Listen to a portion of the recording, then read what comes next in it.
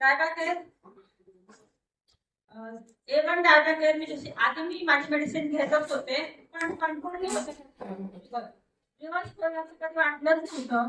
सरांची ओळख झाली आणि A1 डायबॅकेर सुरुवात केली. सुरुवातीला एकच टॅबलेट होती माझी आणि इन्सुलिन होती 5 युनिट सकाळी आणि 5 युनिट जेवणाच्या आधी संध्याकाळी.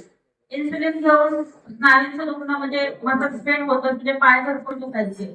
त्याबरोबर सरांनी मला ऑर्थोविटामिन्स पण दिलेला होता, कारण मला त्या दरम्यानच कोरोना पण झाला होता आणि कोरोनामुळे अक्षरशः बोटाला सरळ होत नव्हती सकाळी उठल्यावर. अक्षरशः काही कामच होत नव्हतं, मला इतकं जॉईंट पेन होतं. A1 डायबॅकेसने जो रिझल्ट दाखवला तो तर मला 1.5 महिन्यात आला.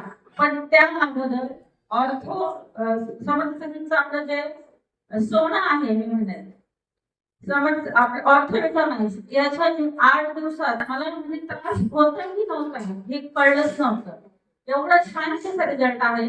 आणि डायबेटिसचं माझं HbA1c जर कोणी डॉक्टर असेल तर त्यांना कळेल किंवा घरी कोणाला डायबेटिस पेशंट असेल तर त्यांना लक्षात येईल.